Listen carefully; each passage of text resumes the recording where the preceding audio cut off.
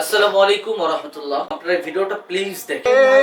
রাহমাতুল লিল আলামিন আল্লাহুম্মা সাল্লি আলা সাইয়্যিদিনা মাওলানা মুহাম্মদ।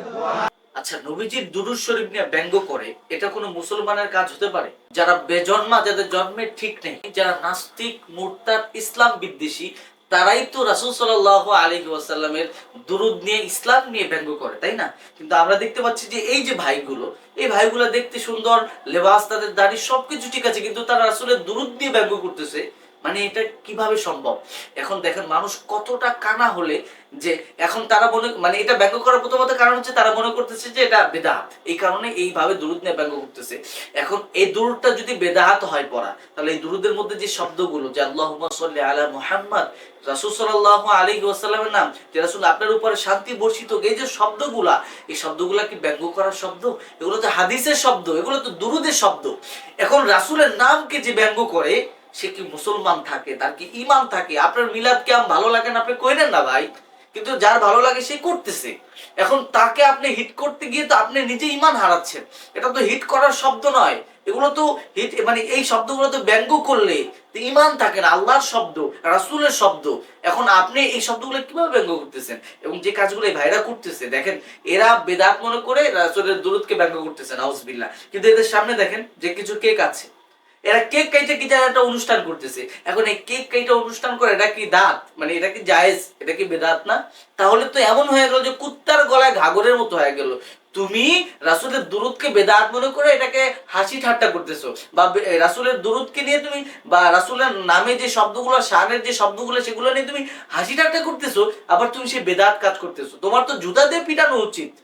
আমি এই কথাগুলো বলতাম না যদি সে অন্য কাজ করতো, কিন্তু রাসূলের দুরূদ নিয়ে ব্যঙ্গ করে, কত বড় মানে অসভ্য এবং কত বড় খারাপ প্রকৃতির মানুষ হতে পারে।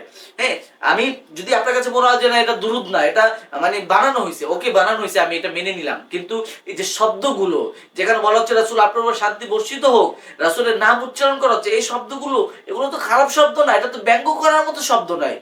তাহলে এটা কেন আপনি এই শব্দগুলো ব্যঙ্গ করতেছেন? বরঞ্চ আপনি এটা যদি বেদাত মনে হয়, আপনি বেদাত প্রমাণ করবেন, এটা আপনি করতে পারেন, এটা আপনার মানে অধিকার আছে। কিন্তু আপনি ব্যঙ্গ করলে তো আপনার ঈমান থাকছে না, কারণ এখানে রাসূলের নামটা মিশ্রিত, আল্লাহর নাম মিশ্রিত। আমরা অনেক সময় হামনাত গাই, এখন এই হামনাত গুলো যদি আমরা ব্যঙ্গ করে গাই, তাহলে এটা কুফরি হবে না? আল্লাহ এবং তো রাসূলের নাম নিয়ে ব্যঙ্গ করা কি, এটা কি জায়েজ? কোন ঈমানদার এটা করে? এটা করলে তো সাথে সাথে ঈমান চলে যায়। তো এই কাজগুলো যে ভাইরা করছে, আমি আসলে খুব কঠিন শব্দ ব্যবহার করছি, আমি করতাম না, আমি কোনো ভিডিও দিয়ে অন্যের ইয়াতে কঠিন শব্দ ব্যবহার করি না, কিন্তু এটা করতে বাধ্য হলাম।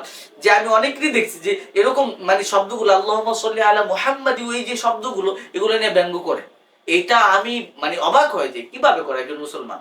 হ্যাঁ, আপনার ভালো লাগে না, আপনি করেন, আপনি অন্য দুরূদ পড়েন, কিন্তু এটা নিয়ে ব্যঙ্গ করলে তো ঈমান চলে যায়। যারা ফকিহ আছেন, মুফতি আছেন, আমাকে দেখছেন, আপনারা প্লিজ এটার বিষয়ে কথা বলবেন, ফতোয়া জারি করবেন যে দুরূদের শব্দগুলা রাসূলের নাম নিয়ে ব্যঙ্গ করলে মানুষের ঈমান থাকে কিনা। ব্যক্তিগতভাবে আমি বলে দিলাম যে রাসূলের নাম নিয়ে যারা ব্যঙ্গ করে, এর ঈমান সাথে সাথে চলে যায়, এটা একটা কুফরি। তারপরও আপনারা এটা নির্ণয় করে আমাদেরকে জানাবেন, আমি আশা রাখি। এবং যারা এই কাজগুলো করছে, ভাইদেরকে বলবো যে প্লিজ আপনারা ক্ষমা চান, আপনারা তওবা করেন।